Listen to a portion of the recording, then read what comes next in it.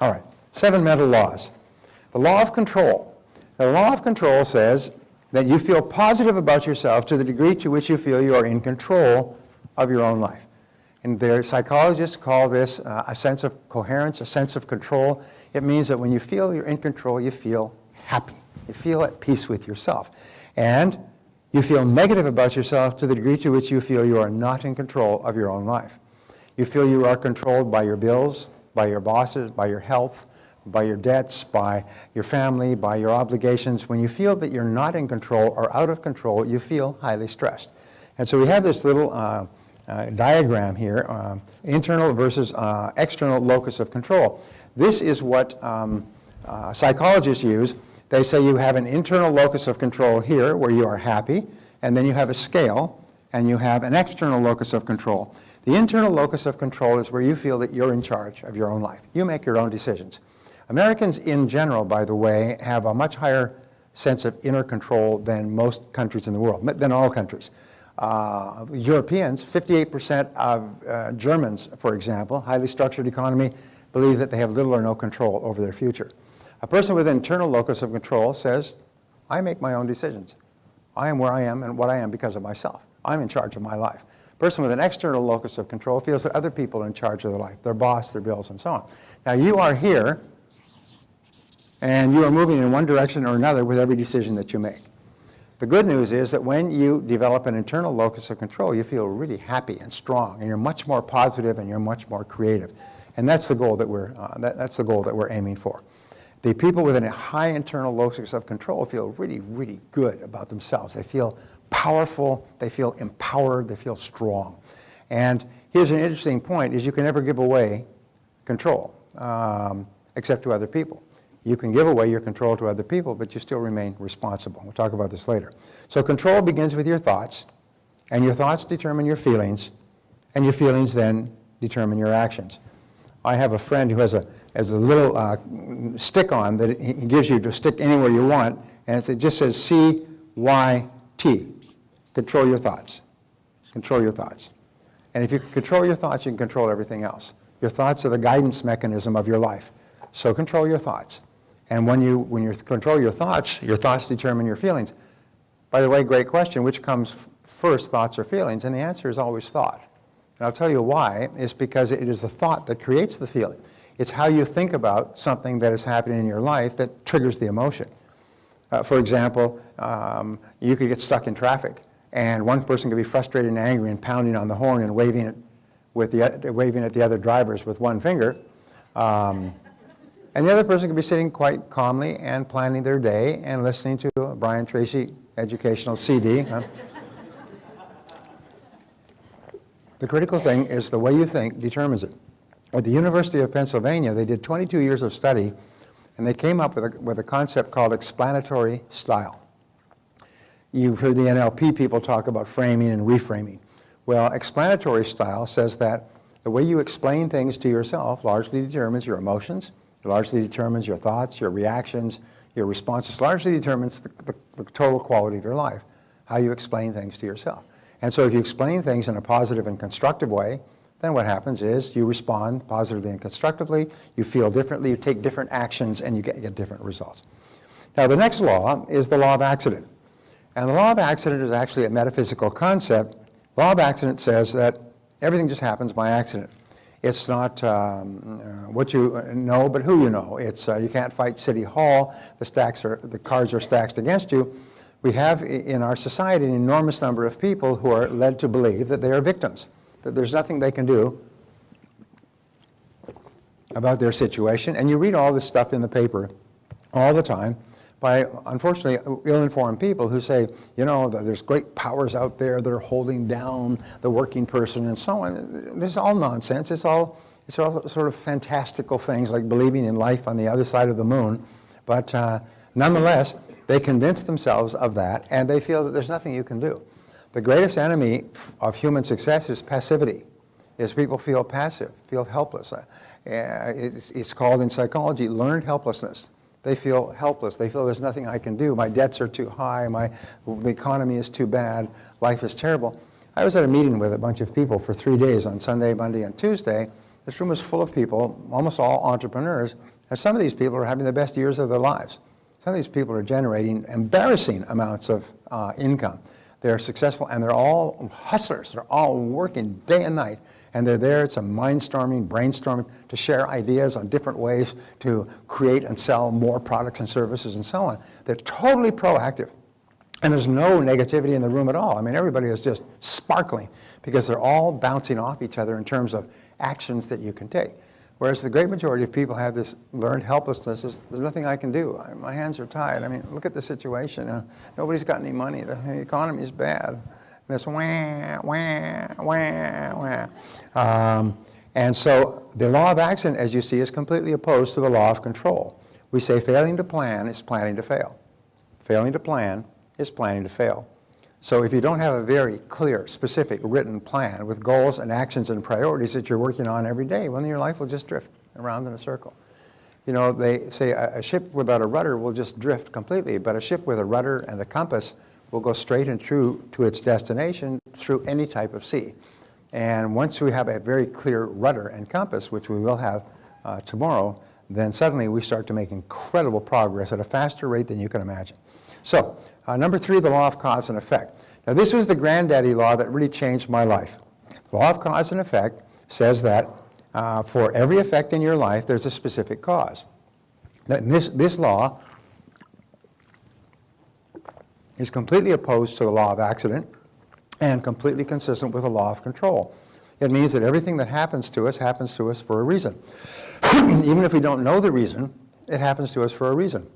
We say that success is not an accident. Failure is not an accident.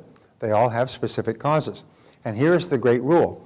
If you want to double your income or anything else, what you do is you realize that everybody who is earning twice as much as you today was at one time earning half as much as you.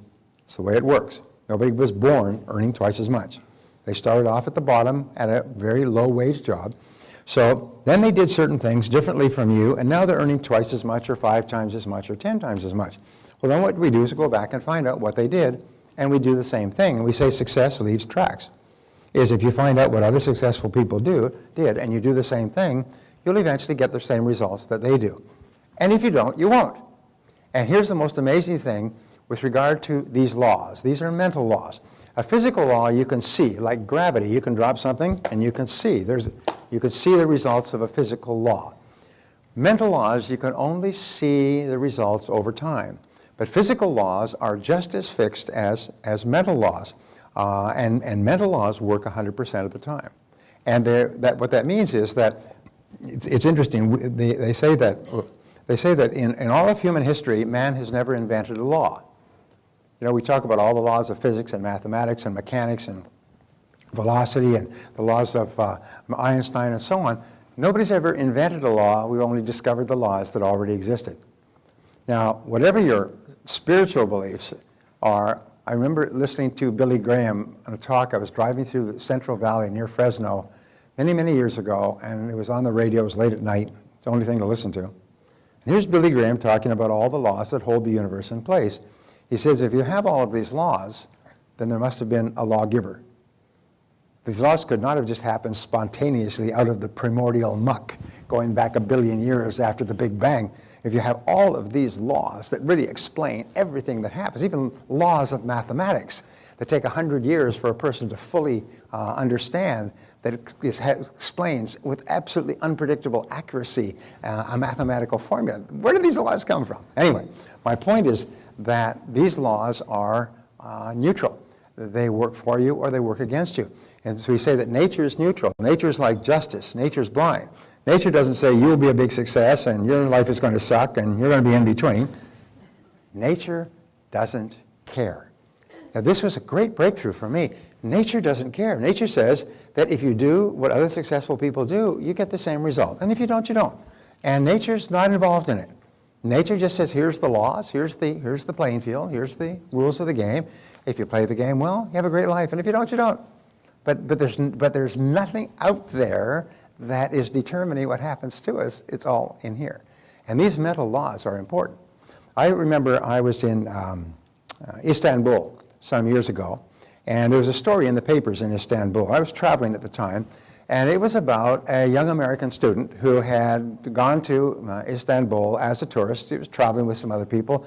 And one day they were sitting in one of the cafes, and there's a whole bunch of people marching with posters and chanting in Turkish, and they're marching down to the main square. Well, he says, hey, I know marches. We do marches on the campus. We do demonstrations. I know all about this. Hey, let's go get a piece of this. And they said, no, we don't know what they're doing. His friend said, we don't know what they're marching for. It doesn't matter. It's just a demonstration. So he went out there, typical American student. He said, yay, yay. He's trying to imitate the Turks, and they gave him a poster. And so he's going, yeah, yeah, and everybody's saying, yeah, and they're all slapping him on the back. He's going, this poster. And they march into the square, and the square was immediately surrounded by police. And all of these people were arrested. And what he didn't realize is they were advocating the downfall of the government. And in Turkey, it is a capital offense to advocate the downfall of the government. He was arrested. He was brought up in front of a military tribunal. Within 2 days, tried, convicted, and sentenced to death. And sentenced to be carried out in 2 more days. And by this time, his friends, who followed along at a distance, they'd gone to the embassy, they'd gone to the consulate, they ran it around in circles, and they did everything possible. And Turkey happens to have a colorful attitude toward money. So they managed to buy him out of prison. His parents had to sell their home back in the United States. Cost him $250,000 to get him out. And he was saved and speared across the border a few hours before he was going to be executed. And I remember that story because it was a true story. True stories are good. Here's the point. He didn't know the law. And in not knowing the law, there's no excuse for it. They don't care. He said, well, I'm a stranger, I'm a foreigner here, I didn't know that it was a capital offense. Excuse me. He said, they don't care. You violated the law, you get executed. And in life, we violate a lot of laws. We violate a lot of natural laws, especially mental laws. And when we violate those laws, we suffer the consequences of it, whether we knew about the laws or not. If you step off a 10-story building in downtown San Diego, you're going to go splat on the sidewalk. And it doesn't matter whether you knew about the law of gravity, or whether you approved of the law of gravity, or whether anybody had explained the law of gravity to you. The law of gravity is going to work on you, and you're going to go splat on the sidewalk. The law is neutral. The law doesn't care. You know, thou shalt go splat, and thou shalt rise up, and thou shalt go half splat. No. In other words, the law is there. So all successful people do what we call a harmonic convergence. Have you heard of a harmonic convergence? They had this, I think, back in the 80s or 90s, where you have all the planets line up. They all line up at one particular time in the constellation. This happens every, I don't know how many years. And so all the planets are in line. You know, the Mercury and the Planet and the Earth or Mars and then Earth and all these, and they all line up.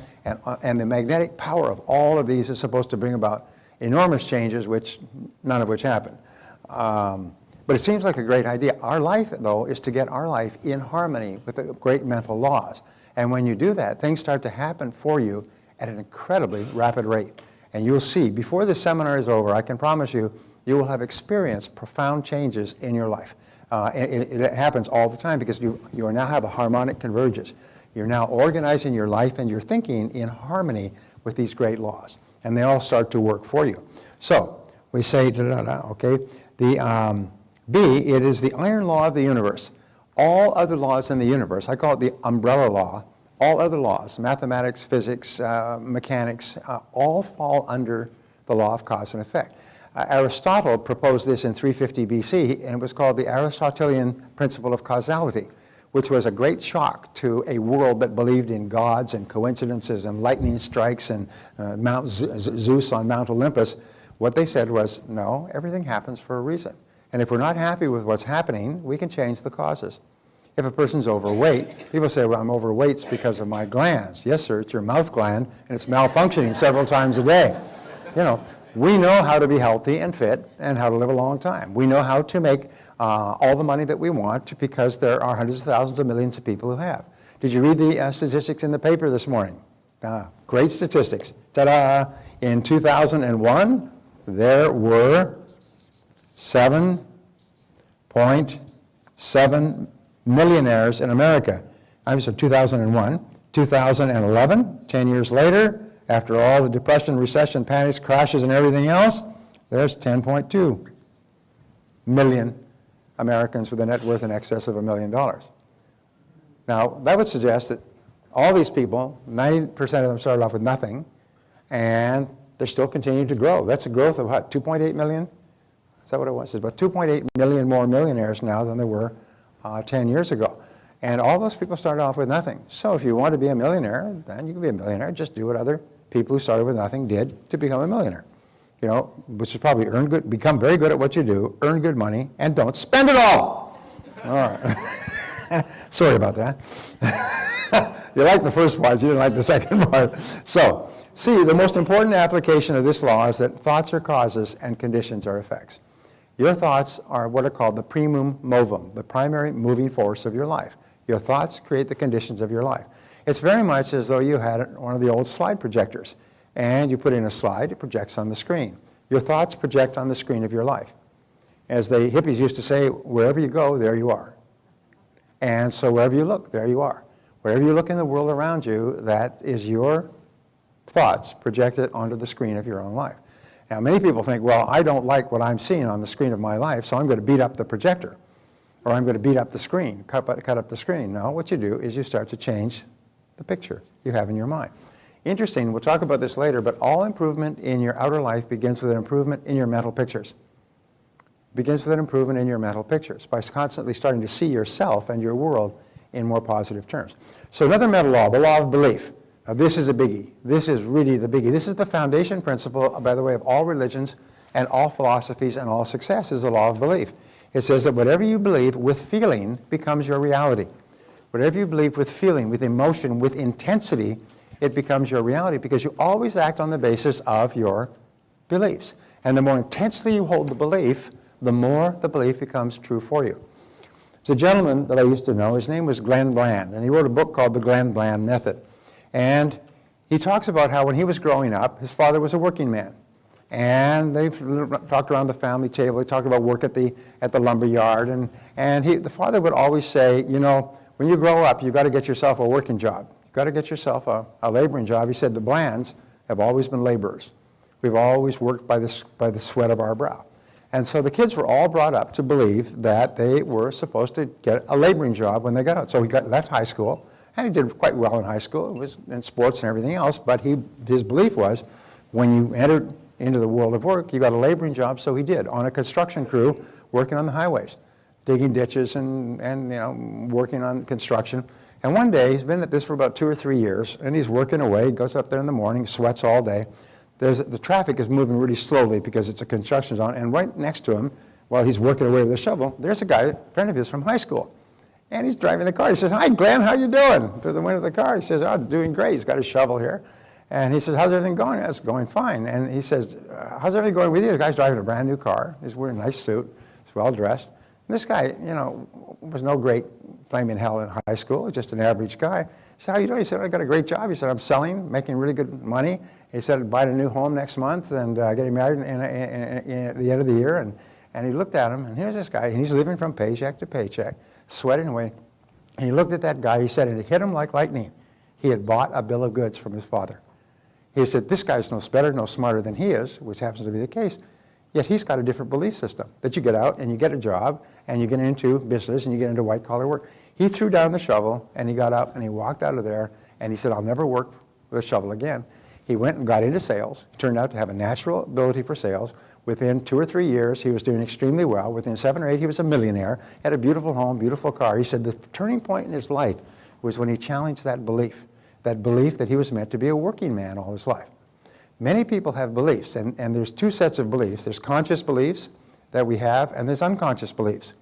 And there's that wonderful line from Josh Billings, the humorist. He said, "It ain't what a man knows what hurts him, it's what he knows what ain't true." And many things we know about ourselves ain't true at all. What we do is we develop scotomas, or blind spots. Is once we've decided to believe a certain thing, we do not see anything that contradicts it. We may be doing wonderful things or wonderful work or being very successful. We don't even see that if we decided to believe that we will never make much more than we're making. Sometimes your parents will tell you, you've got to worry about money, you've got to be careful about money all your life, and you'll never make very much, so you've got to hold on to every penny. And so people just hunker down, and they're more concerned about security than anything else. And so we develop these beliefs, these blind spots. And sometimes you need somebody to come along and open it up. And so you can see this vast world of possibilities that you have. And when this happens, people change completely. So your biggest obstacle is usually self-limiting beliefs. Your biggest obstacle is usually self-limiting beliefs. So what are your self-limiting beliefs? What are the most common ones? Well, the most common ones are internally, I'm not smart enough, I'm not as smart as other people, or I'm not talented enough, or I'm not creative enough, or I'm not something enough. It's just the most amazing damn thing. I remember this great story. His name was Igor, and he came to my seminar in New York, and he came to my seminar in Palm Springs. And he was a Russian immigrant. And he said he'd arrived, this was 5 years before, he arrived 5 years before from Russia, when Russia was just opening up in the 90s. And he had everything he owned on the streets of New York in a box, a cardboard box with string on it. And he didn't know a word of English, and he had to stop people on the street. He kept stopping people and asking them, looking for someone who spoke Russian. And he finally found somebody, and he would ask them something in Russian. Доброе утро, доброе утро, доброе утro. Good morning, because somebody responded back, доброе утро. And he said, where can I find Russians? I don't speak any English. He said, well, go to Little Russia. It's a little part of New York. How do you get there? He showed him how to get there on the subway. So he gets there on the subway, and this big, long elevators. Everybody ever been to New York, coming up from the subway, the long, long elevator. He comes up, and the first thing he sees in Little Russia is a pizza place, which has Russian. It's a Domino's Pizza with a Russian name. He goes in, he speaks to the owner in Russian. He said, I need a job. And he said, I need somebody to deliver pizza. So his first job was delivering pizza in Russian, in Little Russia, to other Russians. And that was his first job. And he did that, and the first thing he decided to do was learn English. He looked around, he said, why are so many Russians successful in America? And there's an enormously successful Russian immigrant community in New York. And he found the first thing they did is they spoke English. So he just put his head down, he began to learn English. Pretty soon he could learn English, he could deliver pizzas to both Russians and non-Russians, and after a year, his English was good enough, so he applied for a job selling printing for a printing company. And he kept studying English, and at that time, he stumbled across my audio programs. My audio programs are used by Princeton University to teach English as a foreign language in 17 languages, because they're very clear, they're grammatically correct, they are unaccented, and people who want to learn English also want to be more successful, so they get a twofer. They get success ideas, plus they learn English. Well, he started to listen to my programs, and his English got better and better. He worked for 2 years selling printing, and he could become so knowledgeable about the business, and had so many contacts, he decided to start his own printing, brokering business. This is year 4. When he came to my seminar, it was the end of year 5. That year, he had made more than $200,000 in commissions himself in his own business, brokering printing. He said he was on track to make $300,000, $400,000. He'd be at $500,000 within 8 years of arriving off the boat with no English skills. Now, I'm not trying to suggest that we have obstacles that we create in our own minds, but imagine an immigrant with no skills, no friends, no contacts, starting off, and within 5 or 8 years making several $100,000 a year, because he had this unshakable belief that it was possible. He absolutely believed it was possible. And to him, no matter what happened, everything that happened to him was just a learning experience, because he could not even imagine not being successful. When you reach the point where you cannot even imagine not achieving great goals, your whole life changes for you. So the next meta law is the law of expectations. Now, this is a great law. There's libraries full of books. There are psychologists who worked for years on this. Dr. Robert Rosenthal of Harvard worked on this for years. And he found that your expectations, especially about your outcomes, become your own self-fulfilling prophecies. What does that mean? Is if you expect something to happen, it usually happens. It becomes your own prophecy.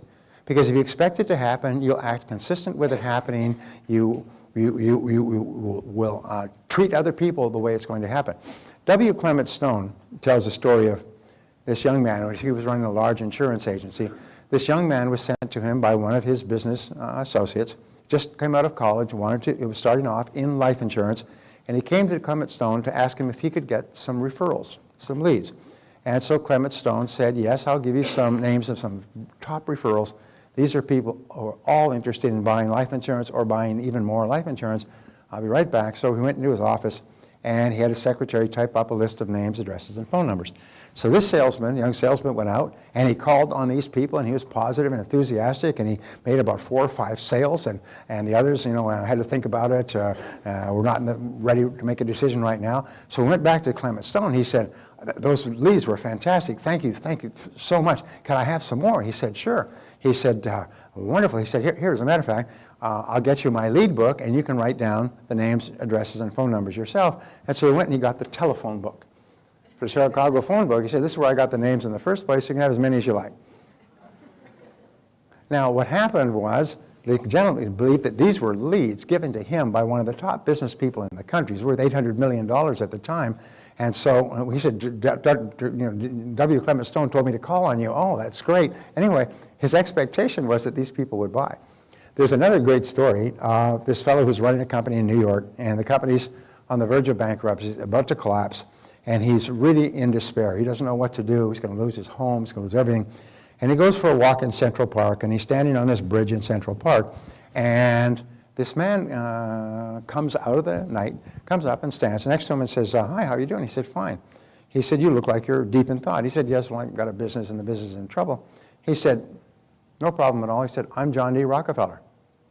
I'll lend you some money. How much money do you need to turn your business around? He said, well, probably $200,000 or $300,000. I'll give you $500,000. Pulls out a checkbook. He writes that check right there and gives him a check for $500,000, John D. Rockefeller. He said, there you go. He said, meet me back here in this place a year from now, and you can pay me back. Really? I mean, wow. He said, good luck. And he walked off into the night. Well, this is like an answer to a prayer. He couldn't believe it. He took this check back, went back to his office, and he's sitting there. This is a true story, too. Although I can't verify it. Anyway, he takes this check back, and he sits there, and he looks at this check, and he said, wait a minute. He said, my business isn't going down the drain. He said, I don't have to cash this check right yet. What I'll do is I'll put it in my safe. But if ever I need it, I've got this check. It's valid for a year. And he went back, and he turned around to his business. He had $500,000 in his safe. And he went back in, and he made revisions and changes, and he upgraded his sales and marketing, and he became more aggressive and introduced new products and services. And his business grew, and it turned around, and this business grew, and he became prosperous again. He never even had to cash the check. And 1 year passes. And he goes back to the park, and he's got the check. And he's standing on the bridge. It's about 7 o'clock in the evening, and he's waiting. And after he'd been there about 10 or 15 minutes, this man comes walking quickly out of the dark, comes up, and he said, there you are again. How did everything work out? And he said, well, I'm happy to say I was able to change my business. Here's the check back. I never had to cash it. He said, well, thank you very much. It's really great. And he said, I'm so happy to hear about your success. And then this nurse comes running out of the bush saying, Mr. Hawkins, you come back here. And she comes running up and grabs him by the arm, and she said, I hope he's not been bothering you. He's escaped from the asylum over and over again, and we always have to go out in Central Park and find him. Now, you come back with me, Mr. Hawkins, and let him back to the asylum where he had run away. My point was, because he believed that this was a check from John D. Rockefeller, it transformed his life. Not that it was, but because he believed it, his expectations were that at any time he could cash this check. And it totally transformed his attitude toward his business and his business results. Now, the wonderful thing about our expectations is that you can manufacture your own. You can manufacture your own. You can expect great things to happen. So whatever you expect with confidence becomes your own self-fulfilling prophecy. If you absolutely expect, we'll talk later about this, but the greatest of all attitudes, the catalyst that causes your potential to unlock, almost like a chemical catalyst that causes an explosive effect, is confident expectations. An attitude of confident expectations transforms your attitude towards your world. If you confidently expect that people will buy, and confidently expect that products will sell, and confidently expect that if everything fails, you'll learn a valuable lesson that you'll use to be more successful next time, if you always expect something good, you'll never be disappointed. And it has a total transforming effect on your attitude. So expectations play a critical role in your life. There's 4 types of expectations. First are the expectations of your parents. And it's the most amazing thing. I was reading a story yesterday about a fellow whose mother was alcoholic, father was gone, mother was alcoholic, and she was a mean drunk. And she would always tell him, you're worthless and you'll never amount to anything. You're worthless. About 3 or 4 children. She told them all that. You're all worthless and you'll never amount to anything. And so many people, many parents have made the mistake of criticizing their children too much when they were growing up, and their children develop a feeling that they're not really very good. And so they set low standards for themselves and achieve them. The worst of all, they say, is to set low standards for yourself and be successful. So the expectations of your parents have an inordinate impact on the person you become as an adult. And so you have to look back and realize that many parents were raised by parents with negative expectations. And in the Bible it says the sins of the fathers are visited on the children. So what your parents, grandparents did to them, they will often have inflicted on you. And you'll often grow up not really feeling that you have great potential. Your parents will have expressed the thought that they didn't really expect you to do that well. You get poor grades, well, what can you expect? You're not that smart. And you're never on time. And you never fulfill your promises. And you probably won't do that well in life. And isn't it amazing the power of negative expectations expressed by our parents when we were young, the power that that has on us as an adult. It's sort of like a sea anchor that's pulling us back. And we're struggling hard on the outside to be successful, but deep down inside, we are still fighting with those negative expectations. The other place is the expectations of your boss. You'll find that people who work under high expectations bosses who really have confidence in their staff, perform at a vastly higher level. I remember when I was in real estate, there was an office, and this office was run by this manager who was just dynamite.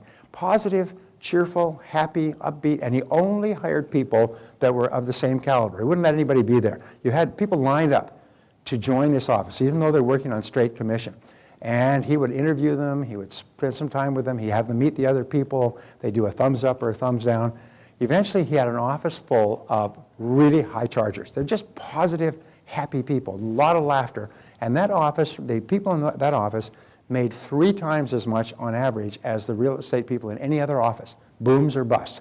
During the busts, they were the most financially successful real estate agents in the market. And so people who had been struggling in one office with negative or indifferent bosses or demanding bosses or complaining or criticizing bosses, they go and they work in this place and their income would triple within a year because they're under the influence of a positive expectations boss. Now here's one of the great rules in life, which we'll come back to over and over, is that people don't change. I get this question, how can I get my wife to change, my husband to change, my boss to change, my friend to change? People don't change.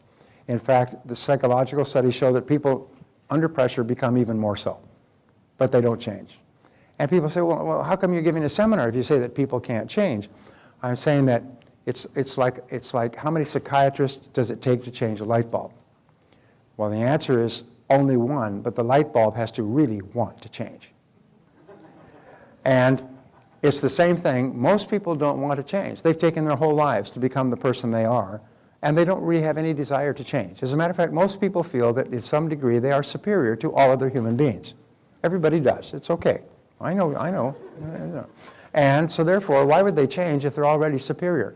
And if somebody thinks that they should change, well, they're definitely superior to that person, because that person is obviously an inferior person if they would even suggest that someone as good as me change. Are you with me so far? This is called rationalizing, which we call rational lies. We tell rational lies. My friend John Assaraf talks about that. And so the expectations of your boss, and the rule is, if you're working with a negative expectations boss, go somewhere else. Because he or she will never change, and you'll never fulfill your potential under a negative expectations boss. Another is the expectations you have of others. The expectations you have of your children and your spouse, you'll find that in great relationships, each spouse expects the other to do really well and to be really successful and be really happy. The expectations you have of your children all the time they're growing up, the expectations you have of your staff. So expectations are really, really good. Barbara and I went to a restaurant some years ago, and the hostess was a really persnickety, negative, rude. How she got to be hostess? You know, the old saying, when you first meet this kind of a person, you don't like them, but after you get to know them, you hate their guts. Well, this is the kind of woman that after about 2 or 3 minutes of standing there, you wanted to punch her in the face, and hard, you know. Anyway, So this is a first-class restaurant. I'm working for the owner of the restaurant, who owns 200 companies, and he owns several restaurants. And so we come there, we have reservations, and she said, well, just a minute. And all right, fine. All right, come with me. She grabs them, and she pranced. Remember that, Barbara? The funny look. She pranced like a schoolmarm, and she takes us to a table, they always take you to the worst table in the restaurant. This table is in the main traffic near the kitchen and the bathrooms. And I knew this was going to happen. This happens everywhere. We'll talk about this later. So I said, well, I'd much prefer that table over there, which was a quieter, private table. She said, that table's no good. I said, what's wrong? The waiter for that table is Henry, and he's no good. He's the worst waiter. You wouldn't be happy there. Sit here. And then they pull out the chair, and they shake the chair. As power of suggestion, shake the chair to get you to sit down. They put down the menus at your places and shake the chair. No, I think we'll take Henry's table. And just walked over there and sat down. She comes over, she puts the menus down, and she's nasty as can be and walks away. Well, about 2 or 3 minutes later, the waiter comes up. And I said, he said, hello, how are you? And I said, fine. I said, is your name Henry? And he said, well, yes. I said, oh, thank God, Barbara, we got Henry. And he said, what? And I said, I had some friends who were here the other night. They said, you're the best restaurant in this city. You're the best waiter in this city. And if we could come to this restaurant, if we can get a table for Henry, we're going to have a great evening. He said, who said that? He's just some friends of ours. It doesn't really matter, but we're so glad that we've got you as our waiter. And he said, really? Now, here's a tough question. What kind of service do you think we got for the rest of the evening? It was great service. Henry was there all the time. You wanted a little bit of salt and a little bit of salt. You wanted wine, you wanted this. I mean, Henry was fabulous, and he was smiling, and he was happy, and he was treating all of his customers well, and we tipped him. And when we walked out, we looked at her and we said, that Henry's the best waiter in this whole damn restaurant. Thank you very much. Don't. You know, Barbara's kept me off of assault charges for years.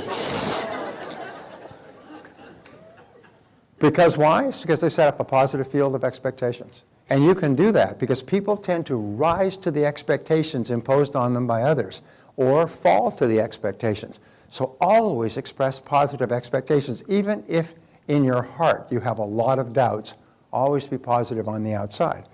And the expectations you have of others, so the rule is the expectations you have of yourself. Now, these are the expectations that can override all other expectations in your life. There are people who've come from negative backgrounds and child raisings. They've been in negative marriages with complaining spouses. They've had difficult people around them, but their expectations for themselves never wavered.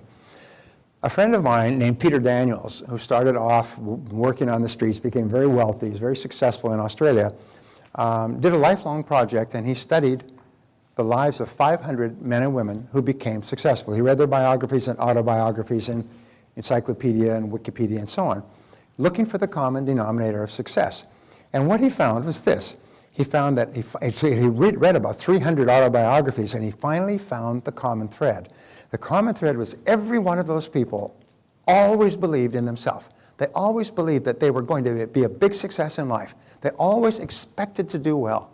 They said when Winnie Churchill was asked about Winston Churchill, even though he was washed up at the age of 66, and a secondary player in his party and had been laughed at for years when World War II started, they said that one thing Winston Churchill never lacked was an absolute confidence in Winston Churchill.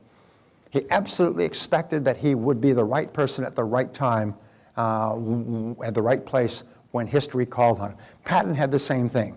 He knew that he would be the right person.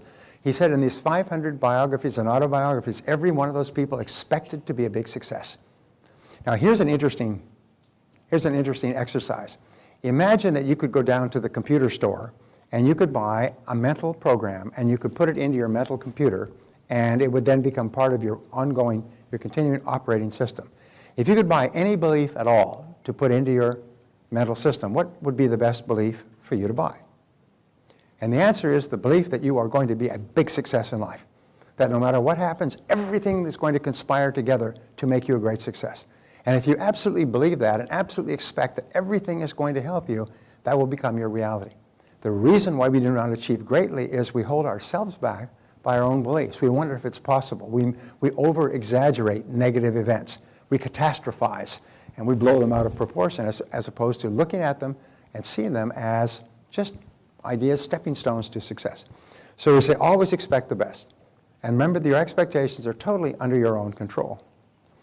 Now, here's an exercise for you. Da-da-da. Wait a minute. Oh, okay, jeez. I'm so okay. Repeat throughout the day these words. I believe that something wonderful is going to happen to me today. Now say that to yourself. Say it quietly to yourself. I believe that something wonderful is going to happen to me today. Now say it aloud. Say it. I believe there's something wonderful is going to happen to me today. Now every single morning when you get up and say that, something wonderful is going to happen to you that day.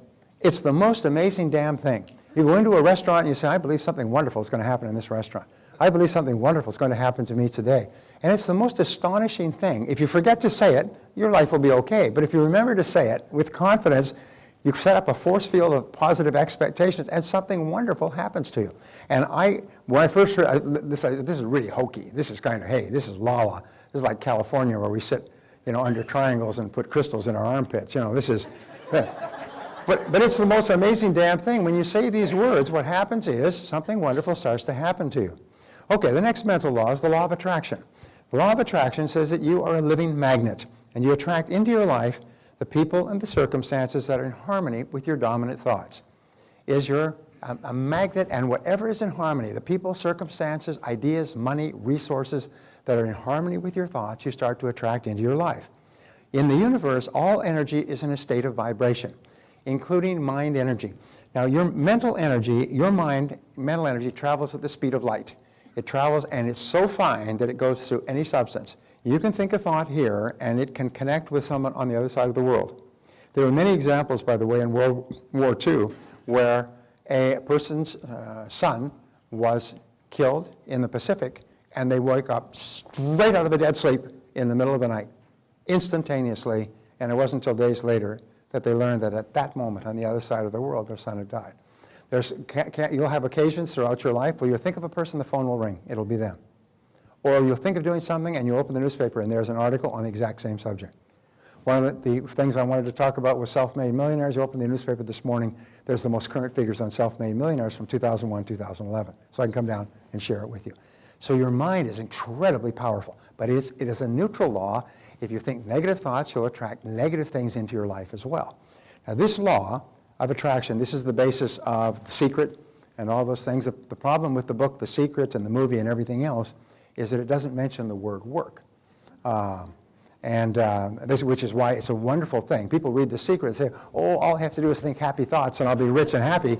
No, that ain't it. That's like as Shalene can tell you, watching and if somebody exercising on television, all I have to do is watch these people exercising and I'll be thin and fit. No, baby, you're going to get off your you-know-what and get on it. So this explains these laws. It explains the law of vibration, which says that all things vibrate outward. So thoughts vibrate outwardly from you. And the more emotion attached to a thought, the greater is the intensity of the vibration. The more emotion you have. If you think about what you're going to have for lunch, it has very little vibrational effect. But if you think about someone you love or a goal that you want to achieve or something you want to accomplish or even something you're afraid of, it has a tremendous emotional effect. It's like turning up the emotional power. Second of all is radiation. We say that everything radiates outward, almost like the ripples in a pond, and it also explains the law of what is called sympathetic resonance. You can walk into a room and you will have a resonance with another person on the other side of the room. And you meet that person and you get married and live happily for the rest of your life.